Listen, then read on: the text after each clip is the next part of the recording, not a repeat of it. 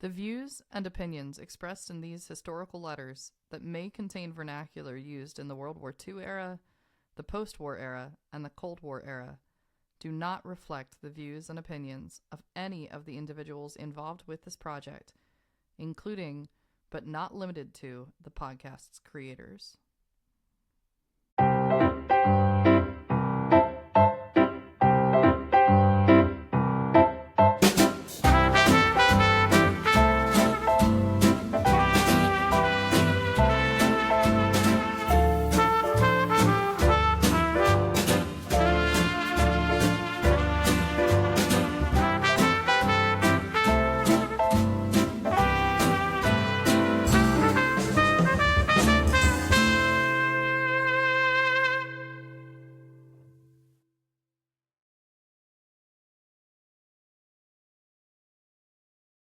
Good morning, Jamie. Good morning, Allison. How are you doing this morning? Well, I am so good. I have been waiting for this day for a very long time since I came to visit you, and you handed me this letter. Yep. I've been waiting for this episode, and it was a long time ago. It was a long time ago. Yeah. So, but this episode is titled The Fire. The Fire. And it's featuring two letters today, both by my favorite person, Dr. Chester Demaree.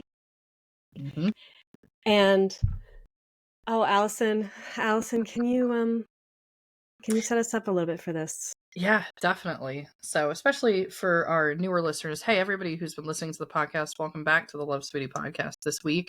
Everybody who's new, wow, you joined at a really interesting episode. You decided to start listening at a very fascinating story today. So, yeah, to set it up, this whole episode, we're at the end of 1949, and we're in December of 1949, the absolute last days of that month. And Chester is going to write two letters to Sweetie. He's going to write these two letters because Chester has some stories to tell about what's been going on back in his hometown, in her hometown of Lacona, Iowa. And I wanted to give a little more background on this, especially for our newer listeners. We might not have mentioned it in a while, but let's put faces to some names. Let's talk about the map of Iowa, things like that. It's gonna be really easy to visualize because I'm gonna say it very easily for everybody here. Everybody just visualize that rectangle with the wavy eastern edge of Iowa in your minds. Take that map of Iowa and put a dot right in the center of it. That's Des Moines. Now drive about an hour south, just about, and you're gonna find a little town there called Lacona, and this is in Warren County, Iowa. Shout out to the people there. Hey, there's only about 300 people there. This is a small town even today. So small town, rural, farm. You can imagine the great prairie fields and things like that. If you read like Laura Ingalls Wilder, right, get that vibe going of like the fields. That's going to be important today. Right to the northwest of the town is one of the busier towns. That's Indianola. And right to the southeast, this one's more important for today's episode, is going to be a town called Chariton. And if you want to look this up on the map, it's spelled Chariton, but it's pronounced Sheraton. I had checked that before I ever started this podcast. So anyway, so Chariton is in the southeast side, towards the southeast of the town of Lacona. This is going to come up in our story today. This will make sense when we get there. And I also want to bring up our website. If you go to Sweetie's Scrapbook, a couple things we're going to bring up here. If you go to this link and then you click the photos, click here to view the photos. First part is we get to see right on that main page there one nice photo of Dr. Demaree, Chester himself, walking through a field somewhere. Again, you've got that Laura Ingalls Wilder kind of vibe. He's holding some cattails, puttering, allegedly puttering. Yeah, for sure. Yep. And we can go into the photos a bit more. We'll be able to see Chester's home here. If we click the album for the Demaree family, 1940s and earlier, scroll down to the bottom and we'll see the photos here of Chester and his wife, Laura, standing out front of their home. And their home is also pictured here in Lacona, Iowa. This home is no longer in Lacona. It's long since gone, but this is one of the few surviving photos of the home there in Iowa. We also get to see Sweetie's sister, Jean, in some of the photos, so keep an eye out for her. She's a big figure in the story today. And then if we go ahead and scroll down to the album that's called Sweetie and Lacona in the fall of 1948, this is the album that shows pictures of Chester's farm that Sweetie's husband Lou took. There's a couple pictures I would like to draw your attention to. Two of the pictures are pictures of the schoolhouse. This was an abandoned schoolhouse that was on the farm property. That Chester bought a farm, about 150 acres, in 1945. It's going to be in big reference today. I don't know if you can see it in the pictures, and everybody can go looking for it for sure, for the farm. But there's a schoolhouse. There's a water pump outside the schoolhouse somewhere in this immediate vicinity. I can't really see it in the photo. You get the idea that there would be the water pump. We see the old bell stand if you're looking at that interesting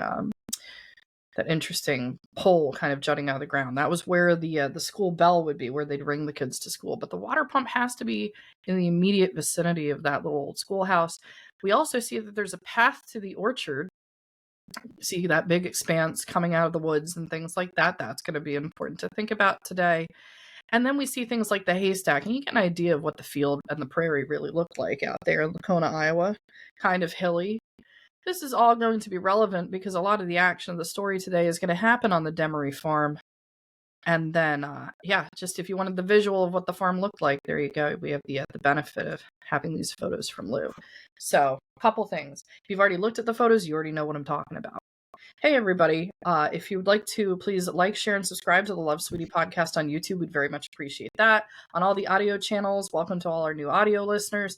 Please follow, download, whatever it is that you do on the audio channels on all the different platforms. You know what to do. Leave a review if you have the time. We appreciate that. And again, check out the website. That's www.lovesweetiepodcast.com to be able to see those photos. But the visual aids are going to be fun today because we're about to get a very visual narrative here from Dr. Demaree. Yes, and so without further ado, Dr. Chester Demaree. Lacona, Iowa, December 28th, 1949. Dear Sweetie, the letter you wrote us was postmarked December 12th and received it the next day after Christmas. I do not think I have ever known a letter to be on its way to its destination so long. Even when we used to write Uncle Merrill when he was in Colorado, we generally got his letters 3 days after they were written. I suppose that the mails were heavy this Christmas and accounts for most of the delay, but it seems that normally we do not get your letters in under 3 days here. We've been getting a lot of good weather here. Have only had one snow, and it was only 2 inches deep. The thermometer has not been much below more. One thing sure, it has been dry all fall. The pond is getting lower and lower. I have cut down on the outflow for the calves, and it has not been as low as the top of the outflow pipe yet.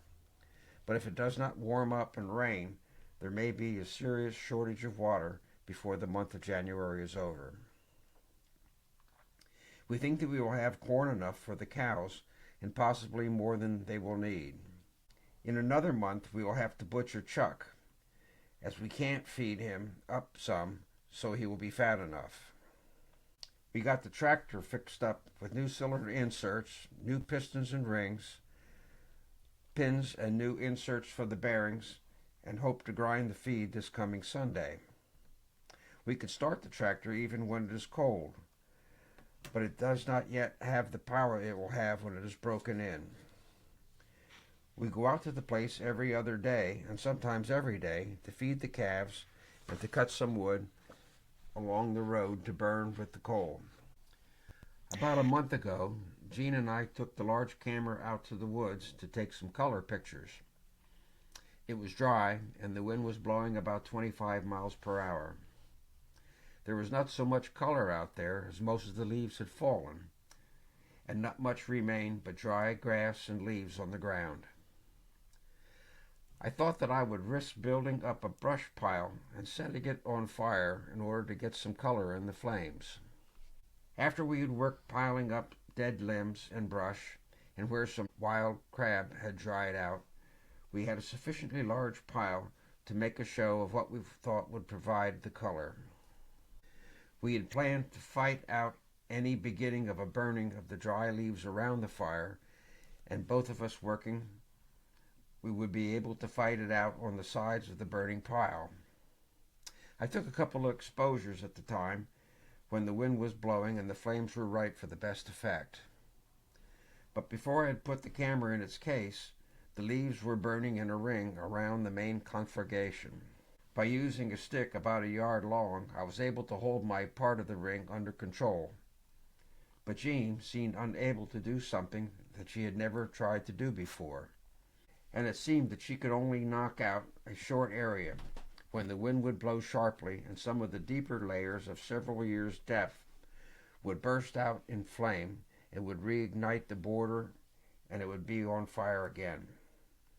I would try to whip it out, but it burned in an ever increasingly larger circle, and it began to become evident that we had something on our hands that would shortly be out of control.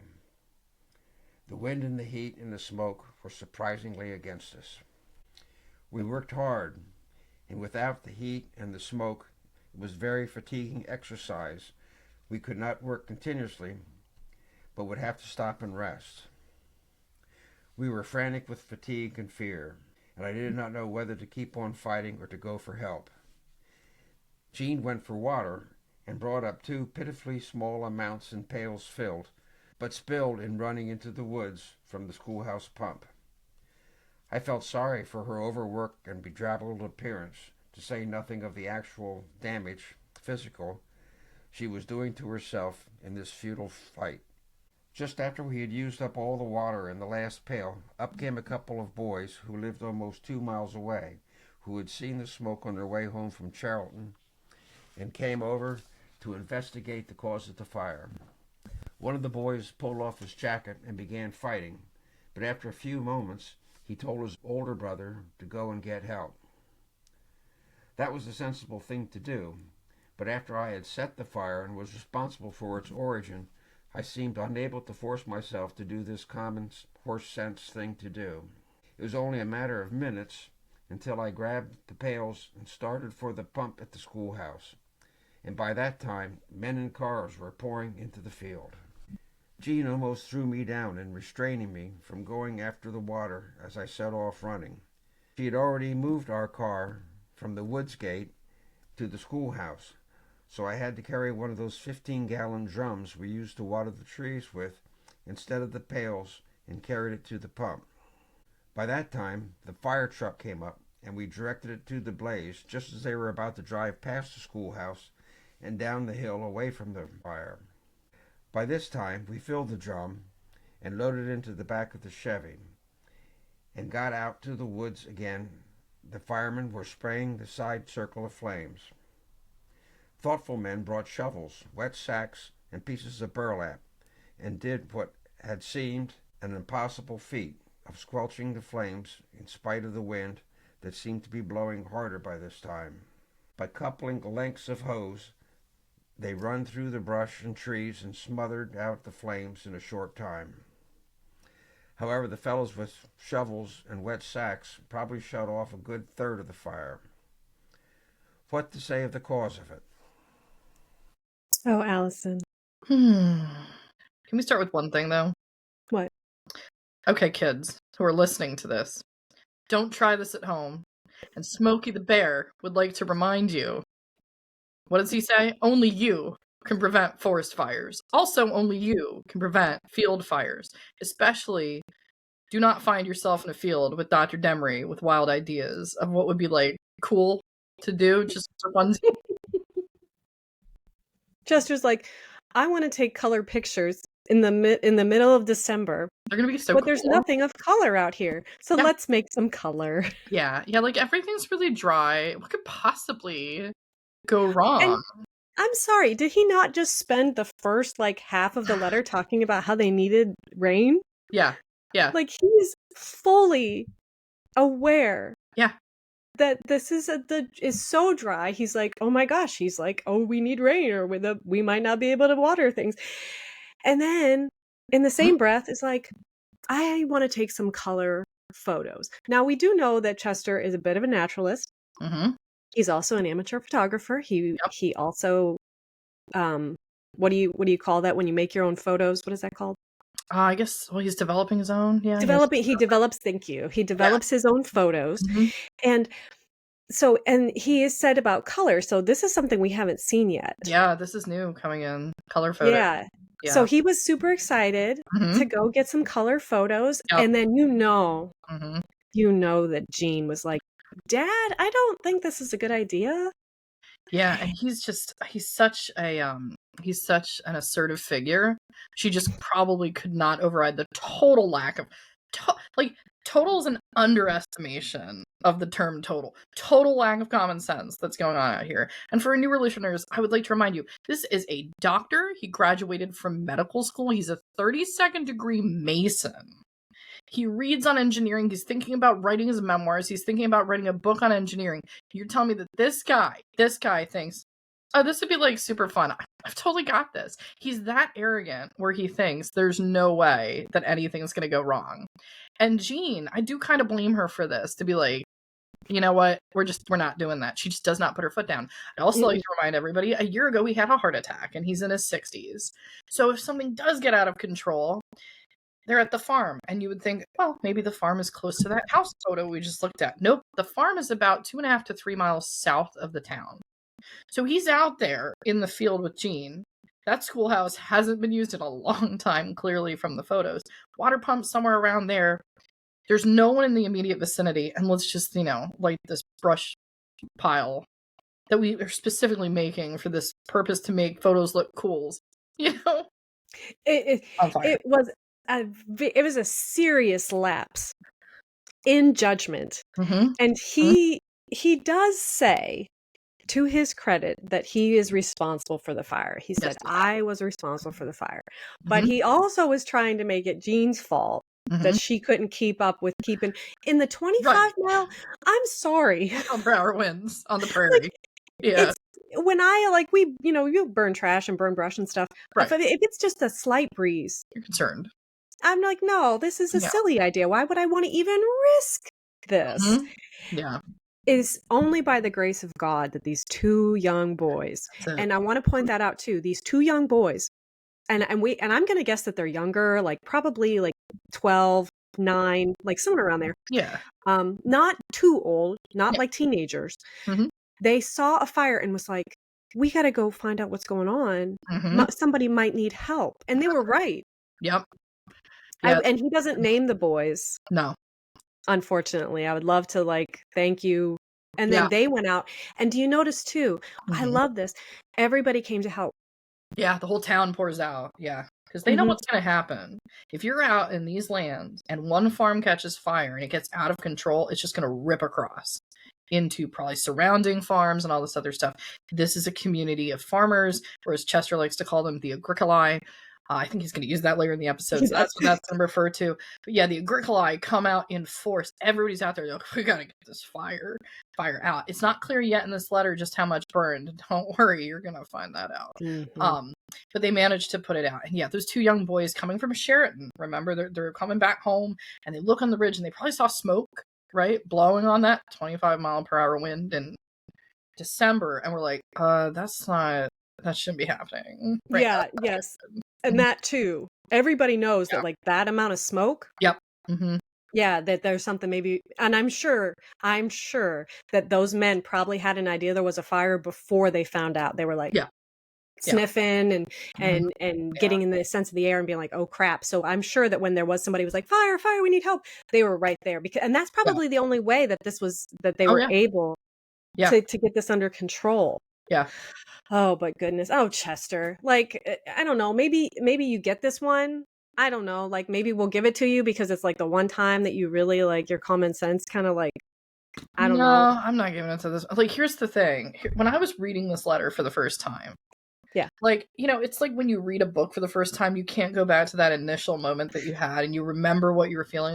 This letter just stayed with me because I'm reading that letter. He's setting it up because he already knows what's happening, right? So this is his first draft. He's writing this narrative. He's setting the stage literally to tell his tale. And then he says, we thought we'd do this thing. And I remember pausing for a moment and be like, nah, he's not going to do that. It's just in the moment. No, come on. Jean's there. like, that was a neat idea. He's just saying, well, I had this idea, and then we're going to go back to town, right? Because obviously he wouldn't, and then, like, he's like, and I lit the fire. And I was like, oh my God. And you just knew what was going to happen.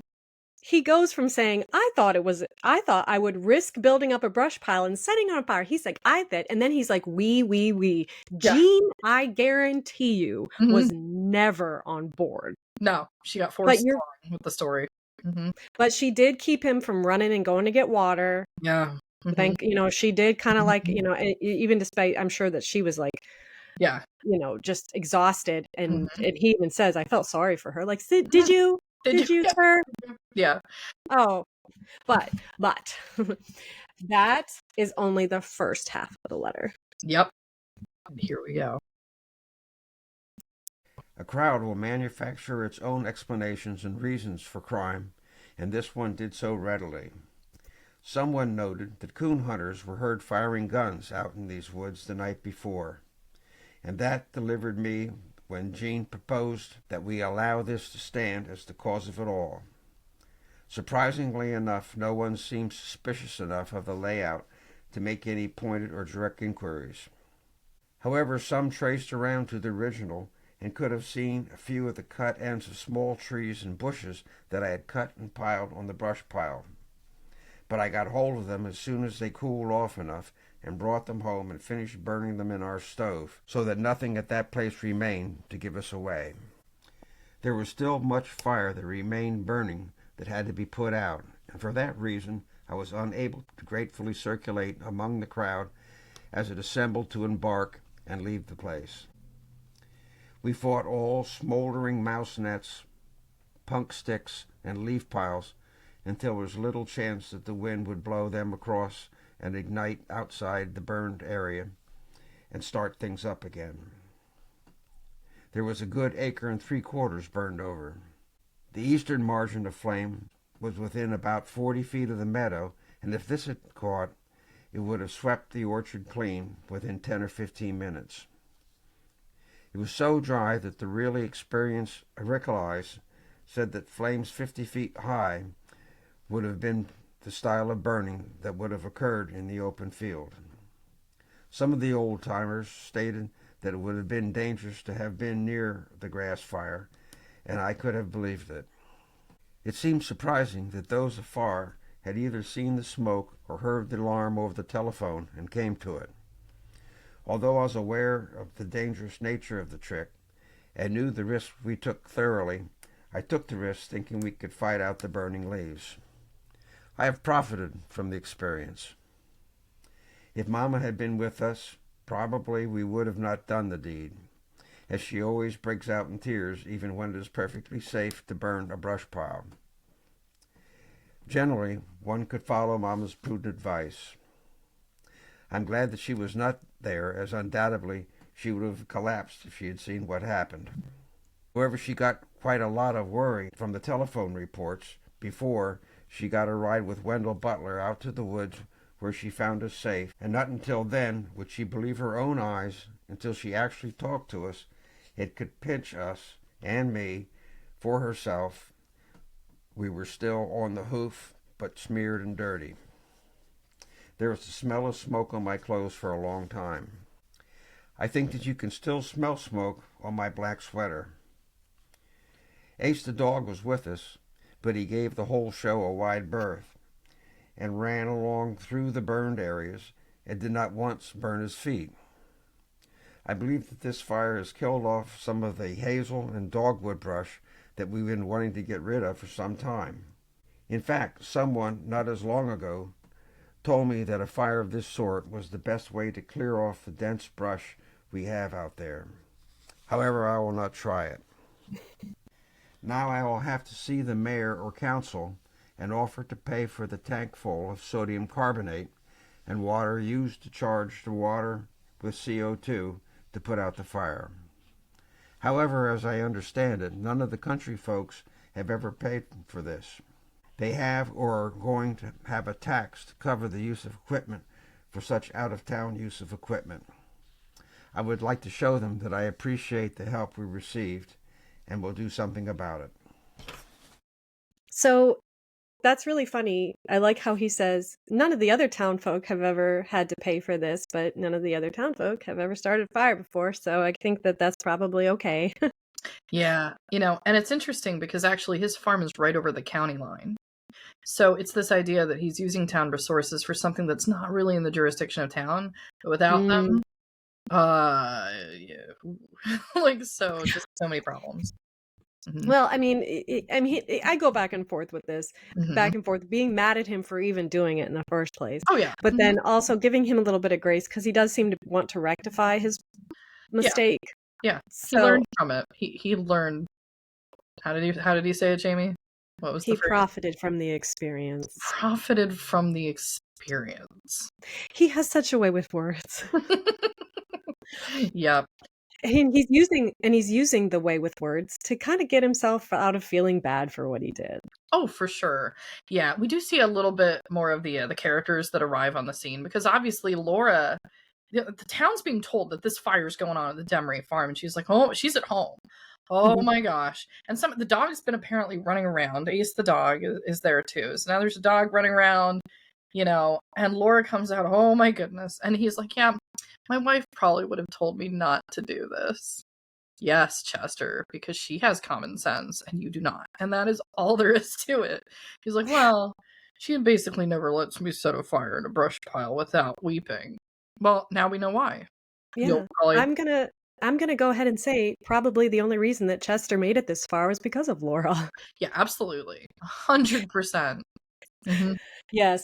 And we do get speaking of Laura, we do get a little bit more insight into her personality. Yeah. Because we don't, she writes very short letters, and so, you don't get that. But here we know that he's right. She probably would have been like, oh my gosh.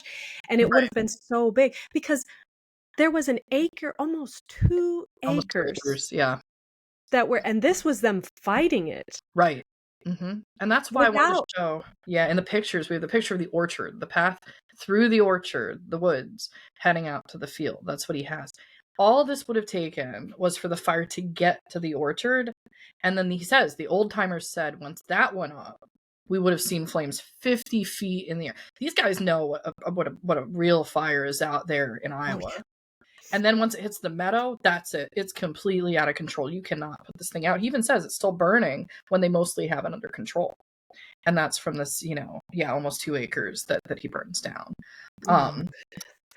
Do you see where he's going to? And this occurred while Chester was abusing morphine.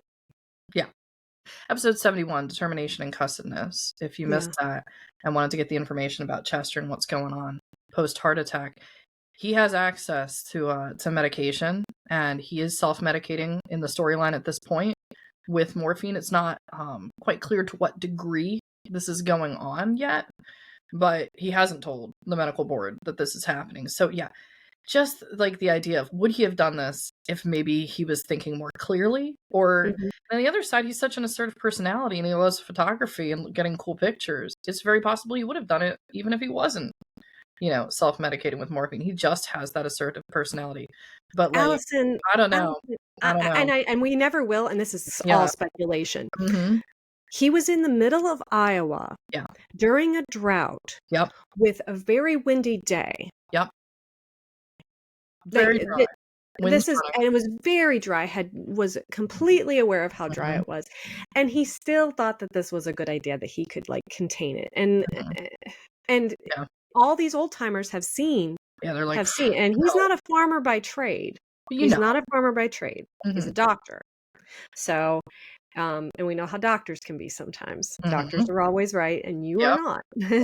I'm the doctor. You're not right. So. I think there was a lot of stuff with Chester going on. We know that he's had a very rough few years, losing his son, and all of this, Sweetie moving away and all these things. So he's definitely being reckless. He is definitely, and he admits reckless. He's like, I was going to take that risk. But fortunately, this did not turn into something where lives or property was lost. Right. And then, one of the fascinating parts about this letter is he addresses the issue of what the public knows. Because how much of this was found out. And the reality is, and I would like to apologize for my great-grandfather, all the supplies utilized, like, thank you so much for helping the family back in the December. Well, this happened clearly the end of November, beginning of December. I have my reasons for thinking it's beginning of December 1949. 76 years ago, there has been a cover-up that has been going on.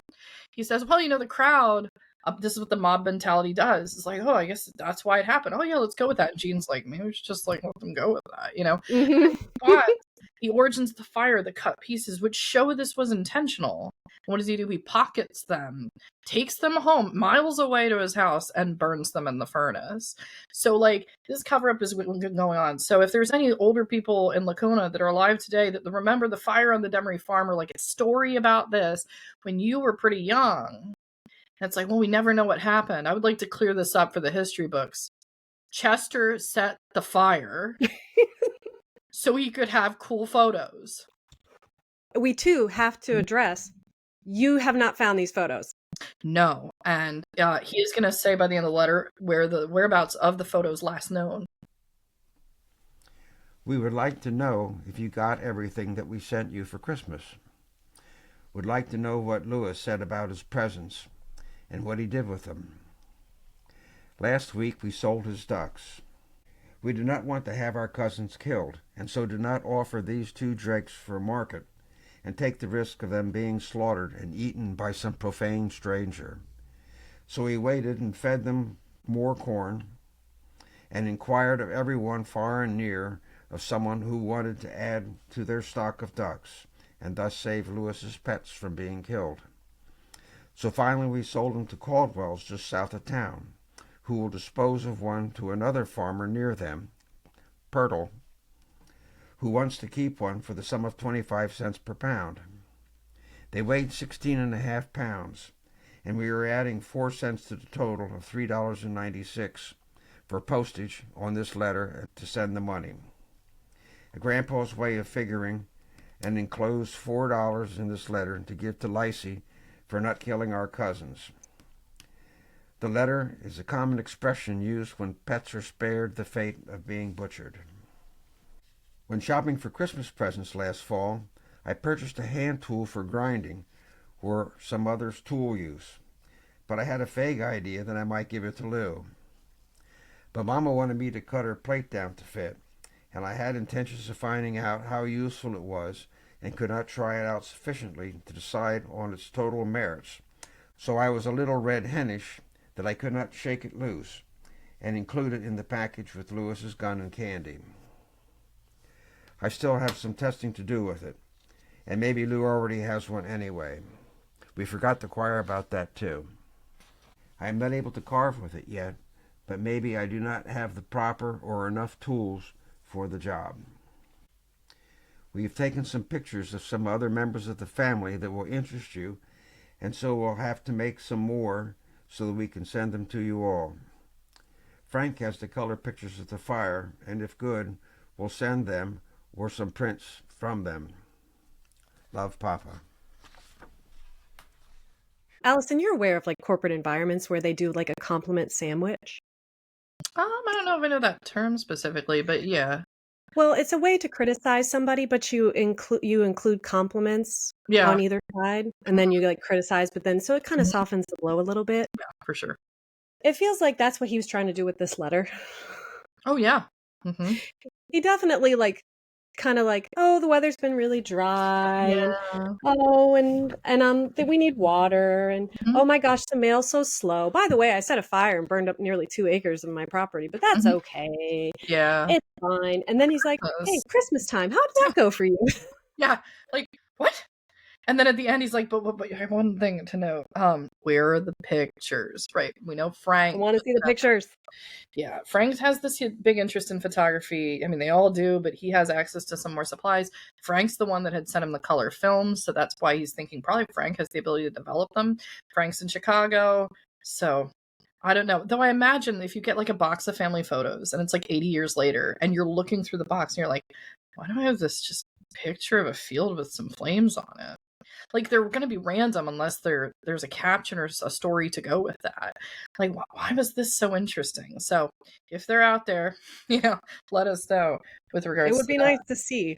It would be nice to see, that's for sure. Mm-hmm. What are some of the other things? Oh, and then one cute little story is that Lewis must have had duck friends. Yeah. So 2 drakes, two males. He Yep. had duck friends, and they needed to get rid of them, but they didn't want anybody. He didn't want them eaten by some profane stranger. What a great phrase. Yeah. I know. See, he's really like laying it on with the cool stuff. Yeah. But so they would manage to find places that they would be where they wouldn't be killed and eaten. So that's very sweet. So those must have been his ducks, his little baby ducks or something that he raised. Oh, how sweet. Yeah. And he bought a tool and he was like, I was going to give it to Lou, but I need to play with it a little bit more. Perhaps he already has one. You know what I'm like? Oh yeah. Sir. On the subject of those two, starting with the tool, he mentions about Mama for her plate. And my dad caught me on this. He's like, you know what this is, right? And I was like, I think so. And he said, it's the dentures. So that's what he's grinding. Laura, we've had these stories of them visiting the dentist and having stuff done. That's what he wants to grind. His Mama's plate has to refer to the dentures. With the ducks, we also see the nickname of Lacey appearing, which is, we've only seen this somewhat recently. That's the nickname that Chester gives. Lacey is for Lewis. He mentions the gun, I think, that he's going to send Lewis for Christmas. This is a toy gun that shoots ping pong balls. We're not going to talk about that right now because, trust me, we're going to hear about that from another perspective down the line, because what a great idea to give a 4-year-old a toy gun that shoots ping pong balls. Oh, yeah. Yeah, so that's a great idea. Great idea. Chester's so much fun. And then he has the pet ducks. And we also get the mention of the 2 farmer families. And I'd just sort of like to shout out also the other family we heard about during the fire portion of the letter, which is the Butlers.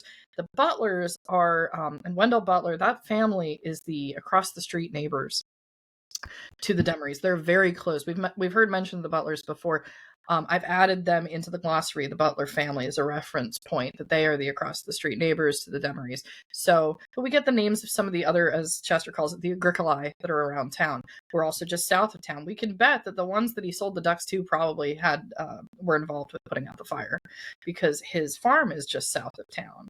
So yeah, and they all would have been talking about that. That would have been the town news for a while.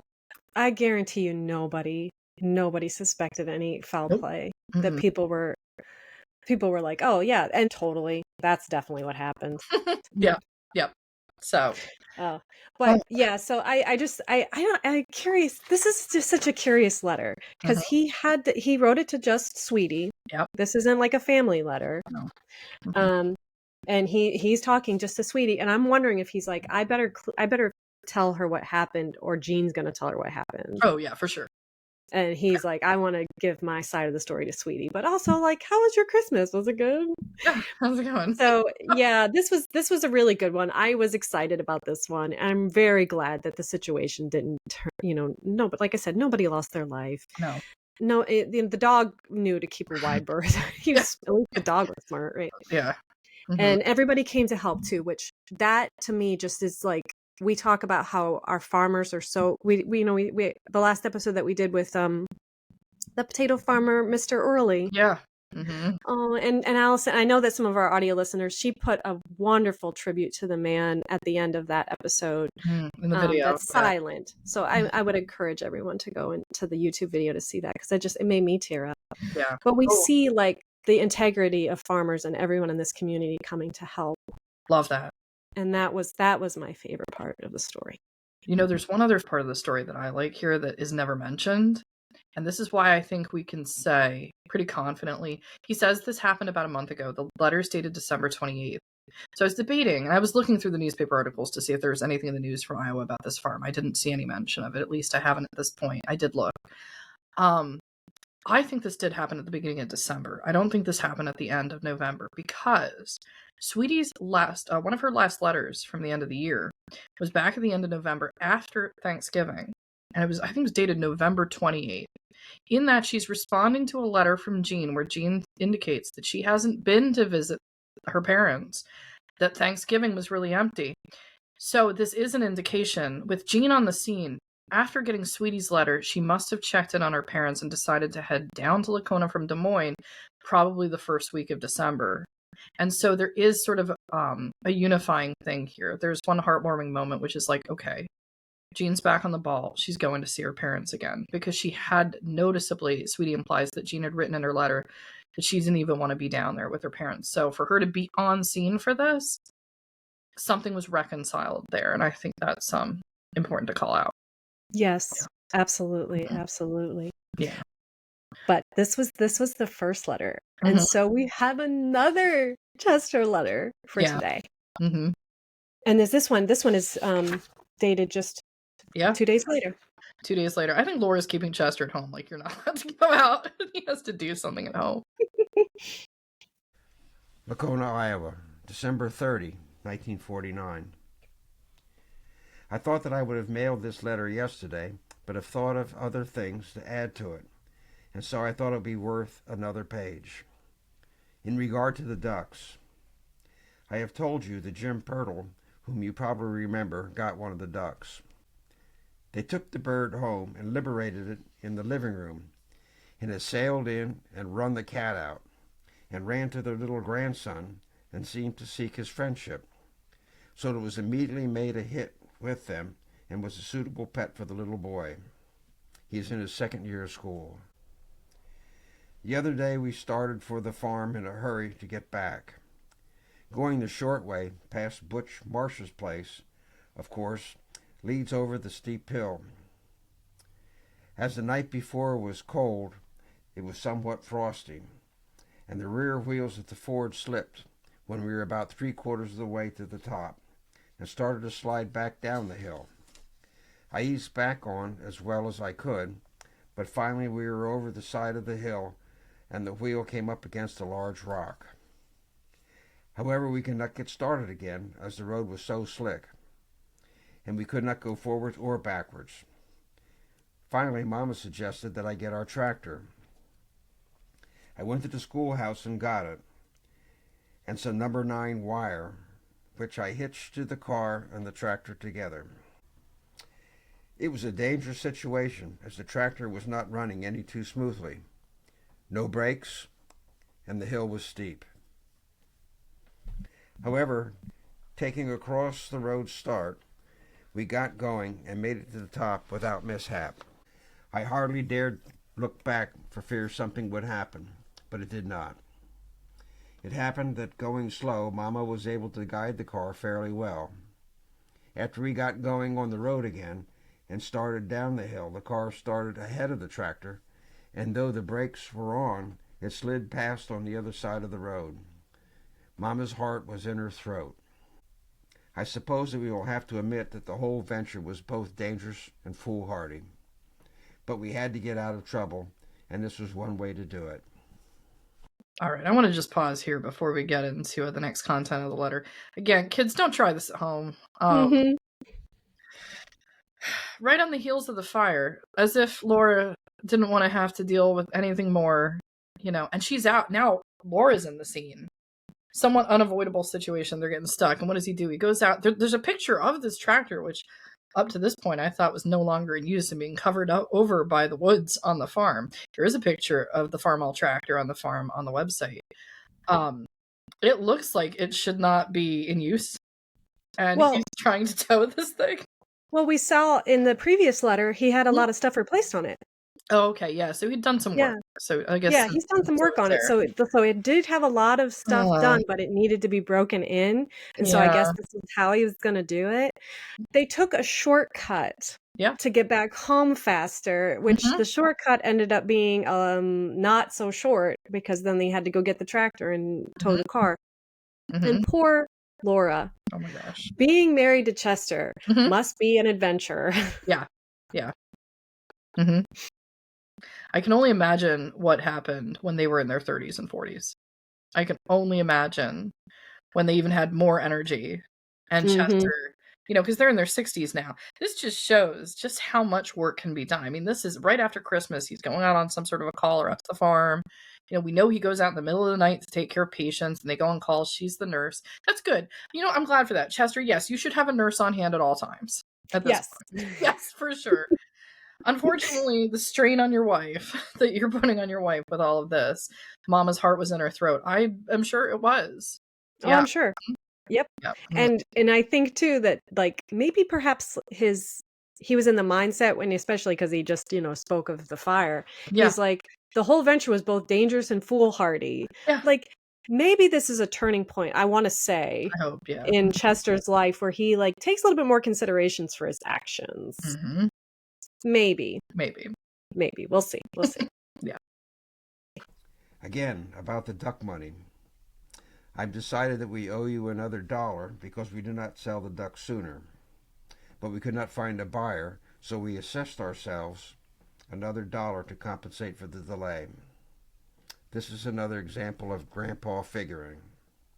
It happens only during childhood, when the world is going good for you only during that time, and you do not realize it until you get away from home. Yeah.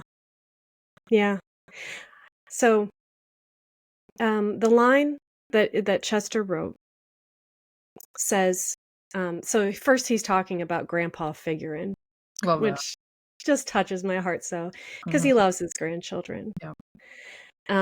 And maybe just getting a little off topic here, because in this day and age, we do see a lot of like grandparents who are not as involved in their grandchildren's life.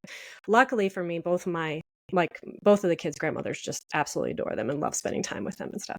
Yeah. That's not always the case. But he's a grandpa through and through. He loves his grandkids. And he wants to make sure he pays them the money that he owes them, pays Lewis the money he owes him for his ducks. And he says that this happens only during childhood. Yeah. When the world is good to you only during that time. And you do not realize it until you get away from home. And this hit me pretty hard, because this is something that, in our current environment, our current political environment, we have Robert F. Kennedy Jr. as our health secretary. And before he was appointed to that position, and he has said this many, many, many times, he's like, we have to love our children more than we hate each other. Yeah. And then he follows up with that. That's what's going to fix this country. And the first time I ever heard him say that was when he abdicated his campaign for president. And that hit me so hard, because he's absolutely correct. Yeah. That was the mentality that the country had. And we can see this. Is the world is good to you when you're a child. And it should be. You should love the world. And the world should love you back when you're a child. And it also, because the world needs to understand too that we were all children. We were all learning. Everybody went through a childhood. And wouldn't it be amazing if your childhood was good to you? Yeah. So this just happened, and Allison and I went over this because we were preparing for this during a baseball game in Florida between the Philadelphia Phillies and the Florida Marlins. A man managed to get a ball and gave it to his son and hugged him and stuff. And then another woman came up and screamed at the man and even put her hands on him, like touched him and screamed at him. And he had to give the ball back. Right. And it just upset me so. It was like, really? Really? Like, he was doing good and he had no recourse, had to give the ball to this screeching woman. Yep. But then in the following, I saw a follow-up video picture, that the little boy was given a whole bag of treats from the Marlins, and he even got the baseball bat. Looks like it, yeah. And it just really, it's, I think that Robert F. Kennedy Jr. is just really hit the mark. We need to love our kids. Yeah, I know that there's a lot of mixed feelings about RFK Jr. out there in the world. And I know that there's people that listen to this podcast all across the political spectrum. We're kind of almost, I would say in the middle of everybody, right? Because Jamie and I are libertarians. So, we're not picking a side between the left and the right. Mm-mm. But if you are against this quote from RFK Jr., I don't get it. I don't get it. Take the person away and focus in on how important that statement is. We have to love our children more than we hate ourselves. And so many kids are growing up without love these days. There's some that are in parts of the world where living is just so rough, they don't get any childhood. We know it. We're blessed that we're in the United States of America. Mm-hmm. That's it. We're blessed that we're growing up in the 21st century where technology is at the point where we don't have to worry about things. This is going to come up later in the episode about something that's basically gone these days. But we don't have to worry about the things that people 100 years ago had to worry about. Yes. How blessed is that? And when we see a video, and this happened last night, we're recording this here on September 6th. So that video is back on September 5th. People are looking for that game reference. For anybody to try to take, imagine, I think about that little boy, and especially because I'm around Philadelphia, right? These are Phillies fans. Mm-hmm. These are Philly fans. This is Pennsylvania. But everybody gets it. The Marlins everybody got it immediately. Here's this kid who has this magical moment. He has the home run ball. And a woman comes over to disrupt the magical moment. We need to stop this in society.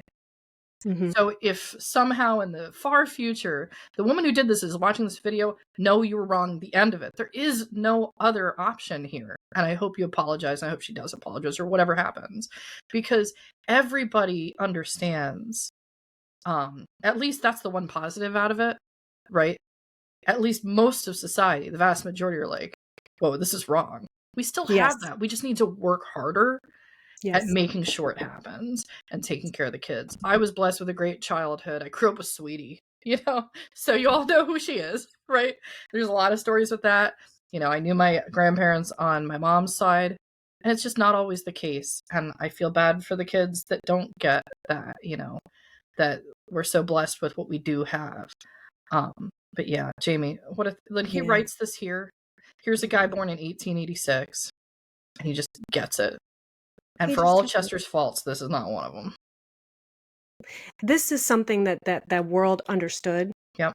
Mm-hmm. And I think we've gotten away from that. And I think that we're really starting to see the repercussions of not loving our kids and taking care of our kids and revering our kids for the people that they are going to be eventually, because time marches on. That's and right. It is inevitable that these children will grow up. Mm-hmm. So, and and this is something that I try to do with my kids too. This is, you got to be good to them. You got to teach them. And Chester did that. And thank you for letting me explore this. Yeah, definitely. But coming back to the letter, we still do have just a little more to go. Yeah. We would like to have a full account of Lewis's Christmas and how he is spending his post-holiday period. We hope that he does not find staying indoors too much of a restriction these days. He should have enough to occupy his mind. And I have thought up several things to make for grandchildren in general that I feel would work out well and keep small hands and minds busy. I will have to begin on them. Yesterday I sent Mr. Metz Sr. to the hospital to have an X-ray examination for almost the identical condition that Furman had when you were here. I fear that he will have an operation in short time for a colostomy, so that he will be able to go about comfortably and live a few months longer. He has a hard mass in his lower right quadrant that reminded me very much of Furman. I have sent him to McLean, who was not so very polite when Mr. Metz was making some pointed inquiries about Furman's condition. But I hope that he will allow McLean to operate on him, as it will mean a lot to us. We got something like $300 from them for surgical purposes, and they just paid me about $50 the other day in final settlement of his estate. I think that you got about $40, didn't you? Irma's not working for them now. Their granddaughter, a French girl, is working for them now. Irma is to be married in a short time to one of the Schaefer boys. How would you like to have one of the Graflexes? I have one that used roll film, and I think that you will be able to take some very good pictures with it. You should have some pictures taken every month or two. Have you any developing or finishing outfits? I'm making a large printing box for Bill and myself, and will have all the improvements we will need to be large enough for all sizes necessary for contact printing. I do not think that we have told you that Uncle Orrin's youngest boy, Donald, had polio and was recovering just now. He is able to sit up for a couple short intervals a day. They do not think that he will entirely recover from the effects, and I fear that he will be somewhat of a cripple. We all have something to be thankful for, and this certainly is a dreaded disease. We will have to go to Des Moines Tuesday, and I'm afraid that we will be having some bad weather, as it is cloudy this afternoon. The weatherman has been making a lot of mistakes this winter. His predictions have always been far worse than the weather has turned out to be, I'm glad to say. If the weather had been as bad as we were told, that would be, I fear, the calves would have had a hard time of it. We have about 6 more weeks to worry about the cold, and then our worries will be over, I hope. I'm getting homesick for some more flowers, and planting some seed in window boxes, and we'll have time to watch them. Love, Papa. My goodness, what a letter. These are some really good Chester letters. They really are, yeah. We do get Chester the doctor pretty significantly at the end here with things going on in town, and we're just reminded again, like, for the lack of all the common sense earlier in the content, he's a really good doctor, and he's taking care of his patients. He's trying to do all he can. But we get to this other mention of another family member. And not all the time do we get some details about some of the other individuals in Sweetie's family. Chester had a number of brothers, and one of them was Orrin Demaree. So that's an interesting name for our audio listeners. O-R-E-N. We don't see that name that much anymore. But Orrin Demaree had a son named Donald, and Donald comes down with polio in the late part of 1949 here. And that was the thing that's just really interesting. We were just talking about things that we're blessed to not really have to even almost think about anymore. Polio is one of them. My goodness, how it affected the children, especially when that was going through. And he says he's recovering, but he's concerned about the after effects. Anybody would be concerned about the after effects of polio. So I did some research on the polio issue that was going on in the late fall of 1949. And wouldn't you know, we actually have a little more information about this particular story. So Jamie, I'm going to share my screen here. Jamie does not know that I found this. So I think this is going to be really, really fascinating. Here we go. It's about the March of Dimes. This article is coming from 1950 in January from Franklin, Indiana. It says the following for our audio listeners. The annual March of Dimes drive is in full swing in Johnson County, that's Indiana, and the initial response to the appeal for funds has been good. It will require donations, big and little, by all residents of the county to make the campaign a success.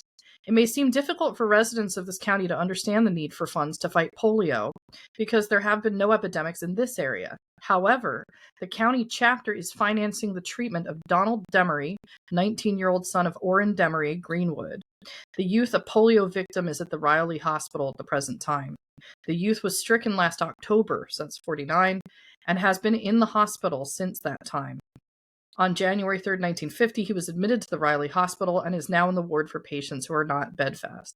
Cost of treatments, which are now being paid for by the county chapter, amounts to $13.60 per day. Polio strikes in all age groups and places a terrific financial burden on the family. It is the purpose of the March of Dimes to aid the families of patients to carry that burden and at the same time provide the best possible treatment. Nationally, the cost of caring for the thousands who were stricken in 1949 is estimated at $20 million. Chances are that more people, both young and old, will be stricken in 1950. The Tri Kappa sorority needs your help. This is the drive, so that they may walk again. Do your part. So here we have from January an actual write-up about specifically Donald Demaree's case of polio that's written in the letter. So this was quite public knowledge that he was recovering. But yeah, we talked about inflation rates here. $13.60 a day is a lot. And $20 million is a lot in 1949. I'm going to go to the inflation calculator here so we can get an idea. But that's the thing. So, Jamie, I thought that was fascinating that article even exists. And we get to see the write-up of what Dr. Demaree is talking about here. So, for $13, I think what was 16 cents? $13.60. Yeah, in 1949. Let's go all the way back to that. Let's see what inflation. I almost don't want to see what inflation did. I know it's going to be awful, right? $184.60 daily in the hospital. Wow. To monitor. For like, you know, somebody there, God only knows what they did. Most likely farm, right? You know, so oh goodness. And the 20 million would convert to $271+ million today for medical treatment. For medical treatment for those afflicted with polio in that one season. Yeah. So incredible. Mm-hmm. Yeah, thank you that we could like find that, you know, that you were able to find this information. Yeah. Mm-hmm. Yeah, that's amazing. So yeah, and we do hear a little bit more about like some of his patients and, you know, and some of the things that he's doing. So we don't really realize that like while Chester's out starting fires and taking pictures of them, he's also like helping people. Yeah. He's the doctor in the area. Yeah. So yeah, oh goodness. Oh, and then one more thing I wanted to talk about. He offers Sweetie a camera. Yeah, she needs it. She does not have a camera. Yeah, her camera's broken. Yeah. Mm-hmm. So, and this is something too that we really need to talk about, is that part of the reason that you have so many pictures is because Chester and Frank and even Sweetie to a lesser degree, all took photos, and we got more photos than most people would have. Oh yeah. Yeah. The photo collection, I kept telling Jamie I was bringing boxes down from the attic. I think I've exhausted the attic pretty much at this point. I've been organizing and organizing.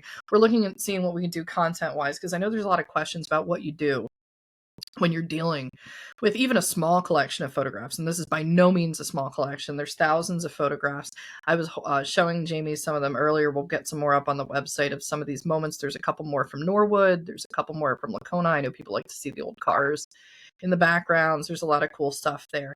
But yeah, just processing and handling it. But it's, again, a blessing to have all of that. And it's largely because Chester, despite doing the really silly thing of setting a fire to make a photo look cool, the reason he's doing that is because he has a passion for photography, and out of that passion, you know, and that he's clearly extended to his kids, we get the wealth and the benefit of the visuals for all of the storylines. So yeah, one nice thing there. Still, it was very nice. I mean, in contrast to the rest of his life, this was a small blip. Yeah. But heading into next week, let's talk about heading into episode 75 next week. We get to start with Chester again next week. Yay! He comes back. But the big thing is, everybody, we're switching decades. Oh my goodness, here comes 1950. There's a lot that comes along with that. We'll save it for next week. Everybody, thank you so much for listening today. And we hope everybody enjoyed the episode. We'll see you next week.